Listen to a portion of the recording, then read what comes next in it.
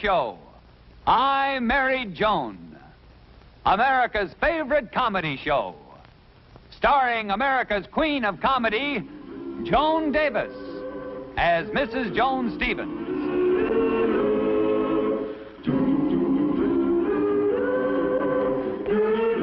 And featuring Jim Backus as Judge Bradley Stevens.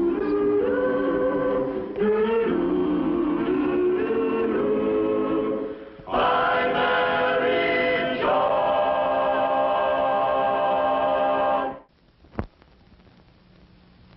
Brad.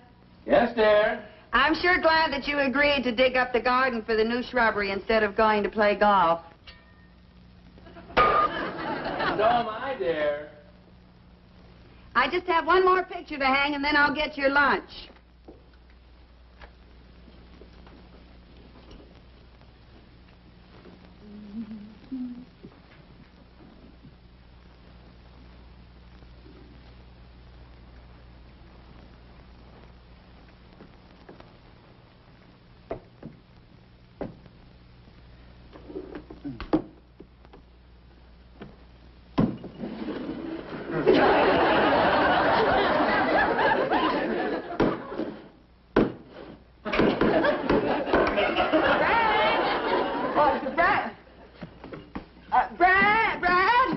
Joan, what's the matter? Well, look, honey, there's a safe in the wall. Safe? Say, it's locked. Stand back, Brad. Now, wait. What are you going to do? Honey, I'm going to break it open. Maybe there's jewels or gold hidden away. Oh, no, honey, I don't think Mr. Robbins left anything in that safe. Mr. Robbins? Yes, the man we bought the house from. I'll tell you what, dear. I'll call him, get the combination, and then we'll open the safe, huh? All right, Brad. All right, there. Let's see. Gee, you know, it's funny that Mr. Robbins didn't say anything about the safe in the wall. Well, he probably forgot all about it. Hello? Hello, Mr. Robbins? This is Judge Stevens. Say, can I trouble you for the combination of that safe? What's that? No, the wall safe in the living room. Yeah, it's right over there. No, it's behind a panel right over the fireplace. Yeah, you hit it and it opened up and you hit it again. I see.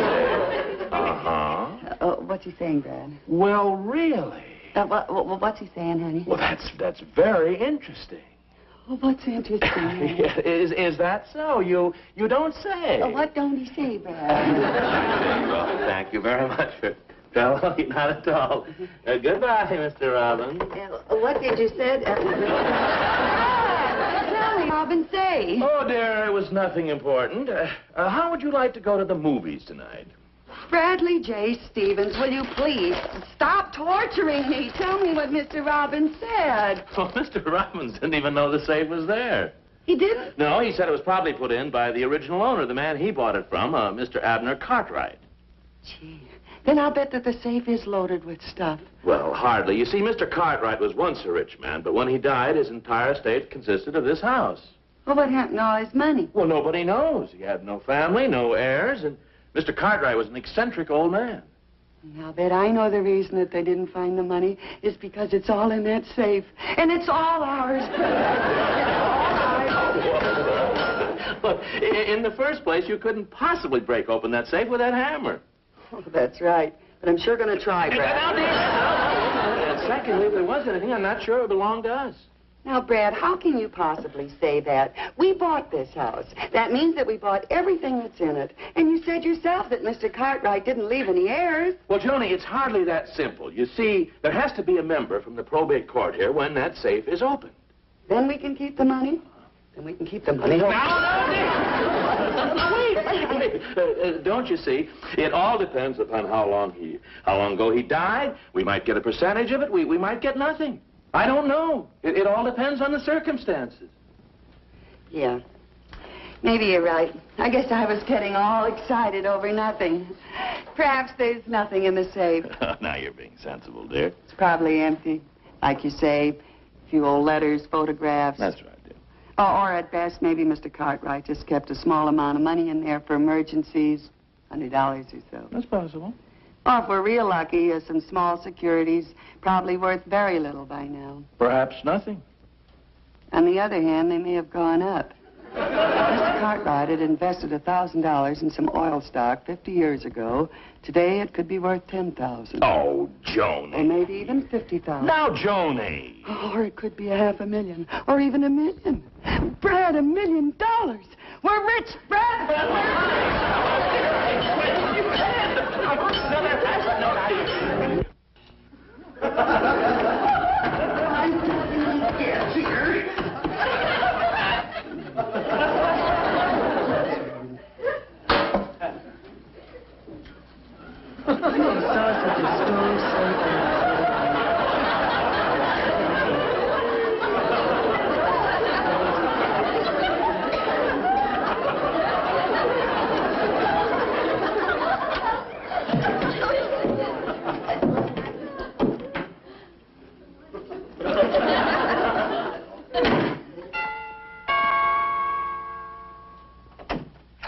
Oh, Mrs. Stevens. Oh, light fingers. Boy, am I glad to see you. I couldn't sleep a wink all last night waiting for you.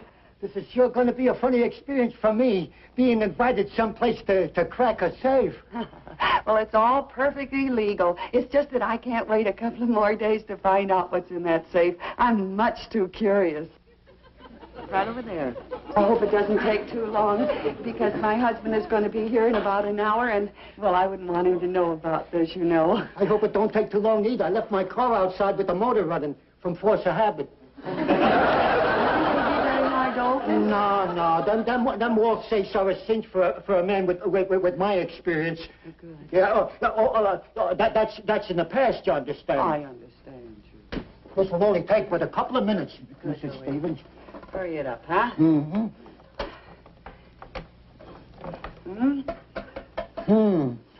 What's the matter? It ain't working out. There's something wrong. Well, what's the trouble? I don't know. I don't feel like there's something wrong. I'll bet I know what the trouble is, Louis. Just keep working. I'll fix that right up. Hey, that's good. I hear much better in the dark.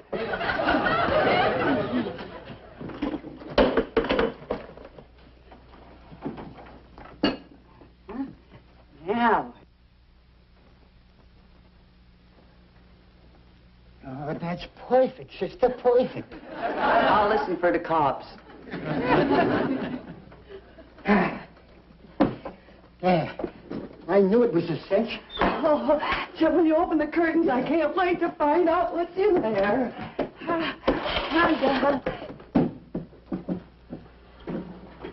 It's empty. Huh? No, there's something in... Yeah, there's something in there, Louis. Oh, yes, I feel it so plain. Yeah. Oh, yeah.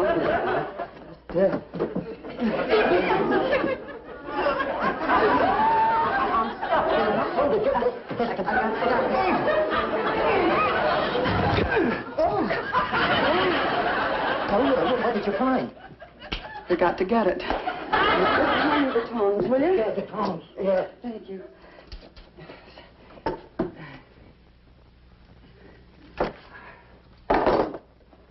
There's nothing in there but this one piece of paper. And it's an old, dirty piece of paper at that. It's nothing but an old, torn map. Map? A map!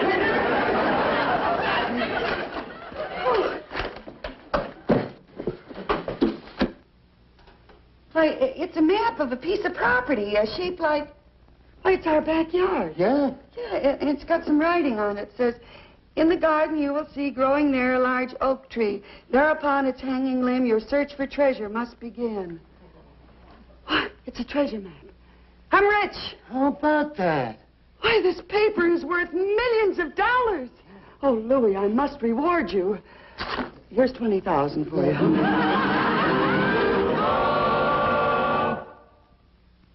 Hello, Louis?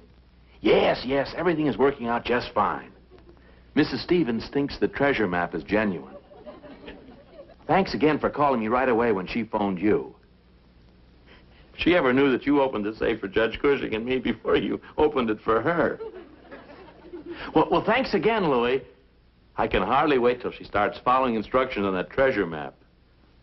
Some treasure map. Yesterday it was the back of a shopping bag she brought lamb chops home in. Oh, no. She hasn't said a word to me about it. Okay, Louie. Well, didn't I tell you, Mabel? Just as soon as I said the word golf, he grabbed his clubs and flew right out the front door.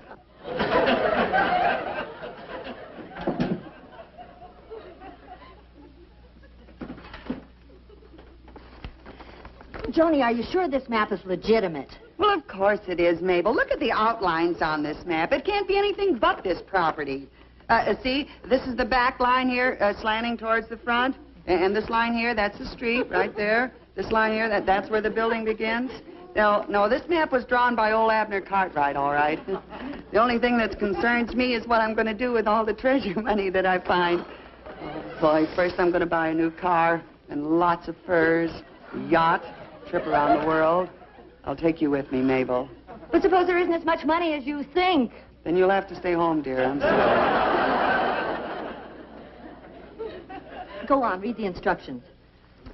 In the garden you will see growing there a large oak tree. Thereupon its hanging limb, your search for treasure must begin. Abner Cartwright may have drawn the map, but I'll bet the instructions were written by Henry Wadsworth Longfellow. Don't be silly, Mabel. Abner Cartwright was an old man, and this is the way he used to do things. That must be the tree over there. Which one is the oak? Well, it's got to be this one. The other one's got oranges on it. Yeah, there's the hanging limb.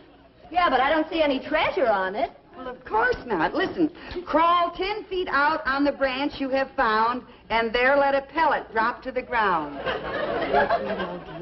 Where's a pellet? Here's a stone. Give me a boost. Okay.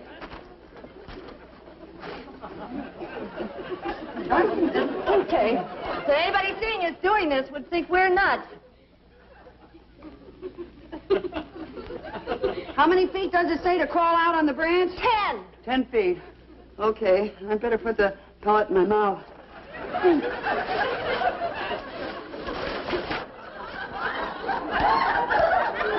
Up 1 foot.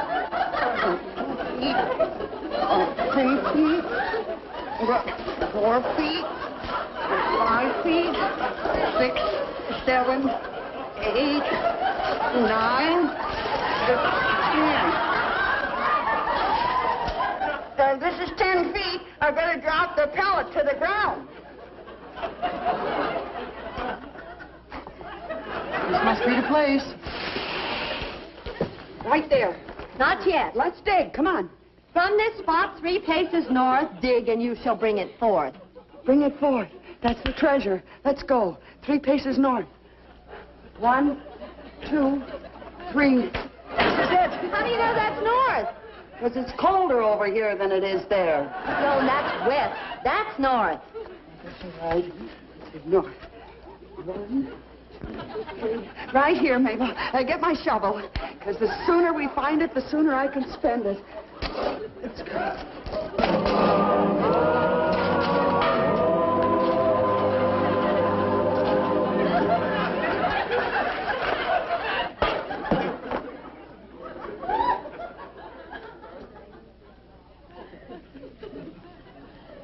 Oh, the back is killing me. I don't understand it. We followed all the instructions. There's the tree, the hanging branch, the pellets, 10 paces out, 3 paces north. Hello, girls.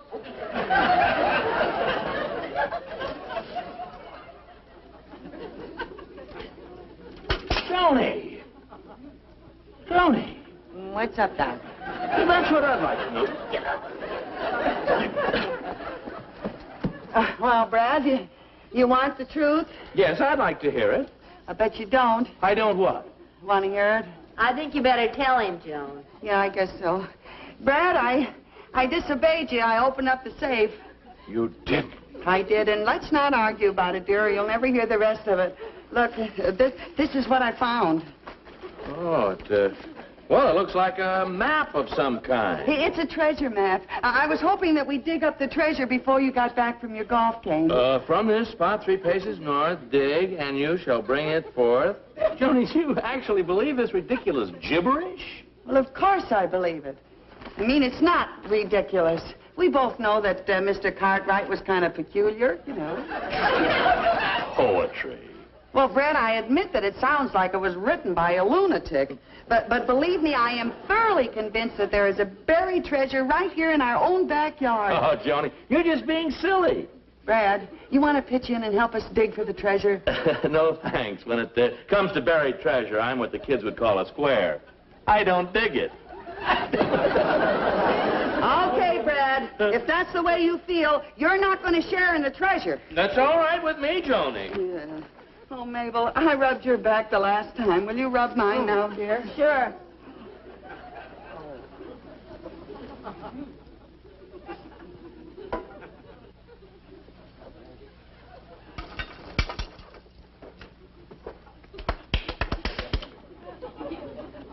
Thanks, honey. Okay, Brad. We'll see who laughs when I find the treasure. You'll see.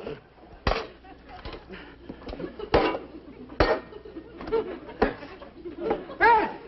I found it! Well, what do you know? Now maybe you'll believe me. You said that there was no treasure. Well, that's a pretty small box. Yeah, it is, Annie. But maybe it's filled with diamonds and emeralds and rubies.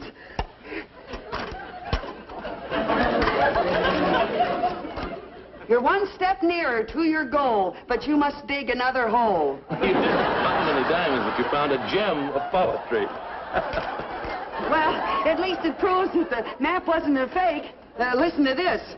Now you dig where two lines meet, one the line from house to street, the other the shadow thrown by the sun across the roof at 1:30. Well, that seems pretty simple, doesn't it? There's nothing to it. Help me out, Brad. Oh, well, let's see, Brad. The line from the house to the street. There's the line from the house to the street, yeah. And let's see, there's the line from the shadow of the sun to the roof. There's where the two lines meet, Brad. And 1:30, is it? Brad, what time is it? In 3 minutes, it'll be 1:30. Never mind what time it'll be in 3 minutes. What time is it now? Okay, it's 1:30. 1:30, what do you know? Right on the nose. Let's see, the two lines. This is the spot. This has got to be the place.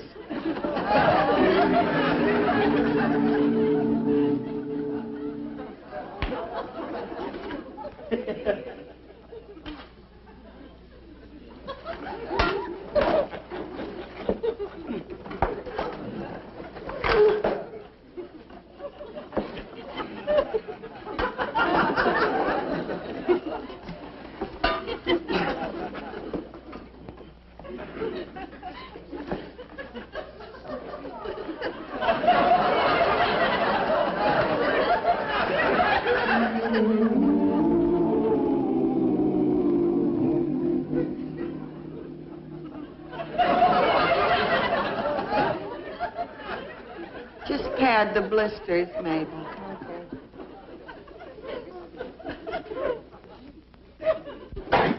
Well, how's the treasure hunt coming?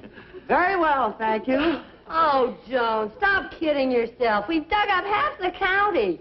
Your Mr. Cartwright must have been crazy with his maps and poetry. I'm quitting. Mabel, you can't quit. Oh, can't I? Just watch me. But what about the new outfit that I promised you? Keep it.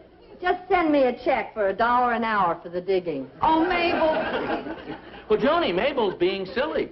You know, I have no confidence in this buried treasure, but I have heard of cases where people quit digging for the treasure, and the next person came along and dug 1 or 2 foot deeper and uncovered the treasure. Is that right? Yes. 2 or 3 feet deeper and uncovered the whole thing.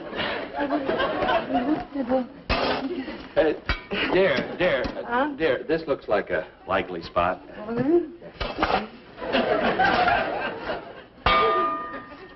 Brad, I hit something.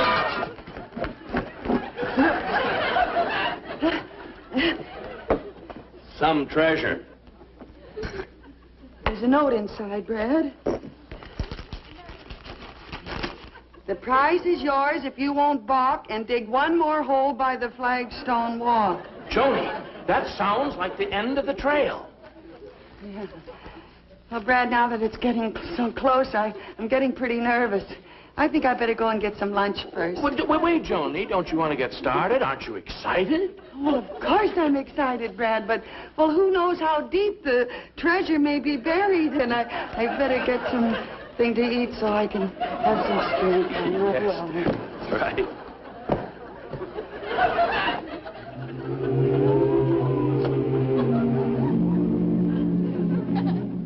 The Flagstone Walk. Any luck, Joan? Yeah, I'm still alive. Oh, Brad, you were right, and so was Mabel. That Mr. Cartwright must have been crazy. Believe me, this whole thing has just been a wild goose chase. Then you're willing to give up, Joni? I certainly am. Well, I've dug up the whole garden, and I still haven't found any buried treasure. Well, it wasn't a wasted day, though. What do you mean? Well, dear, you always wanted the yard dug up for shrubbery, and here it is. We have a hole for the poinsettia, the fuchsia, the camellias over there. Then and... you... drew the maps. That's how you knew it was a phony? Willing to bet on it. And then you're the fellow who... Planted the clues. Bradley Stevens, poet laureate of the municipal court. And you just did this so I would dig up the holes in the garden for you? Why? Joni! No, wait a minute. Hold on, honey. Now, this there was your fault. You deserved it. Remember, you promised you wouldn't open the safe now. Okay, Brad, I guess you're right. I shouldn't have done that, should I? Oh, Brad, look what I did. I've just ruined your coveralls, too. Oh, honey, that's all right. The cleaners can remove those spots. I don't think so, Brad. It's some kind of grease that I got in the bottom of these holes. The grease and then... Yeah. Joni. Joni, that's oil. Oil? No, what would oil be doing in the bottom of these holes? Joni, oil on our land. What's starting to be a joke, and we discovered oil. Joni, we're rich, do you hear? Oil on our land? Joni, you've got to keep it a secret. It's oil. It's really oil. Yeah? Here. Let me get started. I've got to cover up all these holes. No one must ever know that we have oil on our land. Then I'll buy up all the property. Honey, we'll be rich. Oil wells. Gotta start digging. Covering the holes. Don't tell anyone.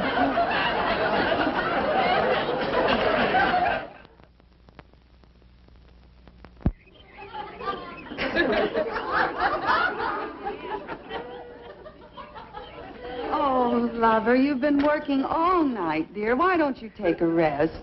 Oh, I will just as soon as I get this last hole covered up. Oh, Brad, I'm just so proud of you. Yeah, now, Joan, remember, no one must know about oil on this land. Must be a complete secret. Well, then we better get rid of these oil cans. You didn't. Oh, yes, I did, Brad. Here, it's for you. I dug holes in the yard, like you said, but none is so big as the hole in your head. You thought you were smart, but your plan didn't gel. So remember the old saying, oil's well that ends well. Joni, when did you find out? Well, honey, when I got that last note with the rhyme about the Flagstone Walk. There was no Flagstone Walk when Mr. Cartwright lived here. We put that in ourselves. Ha ha! Well, here's mud in your carburetor.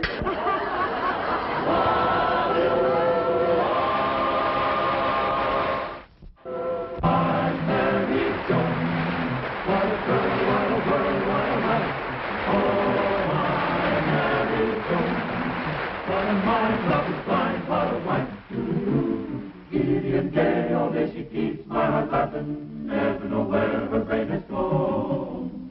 To each his own, can't deny that's why I married Joan. To each his own, can't deny that's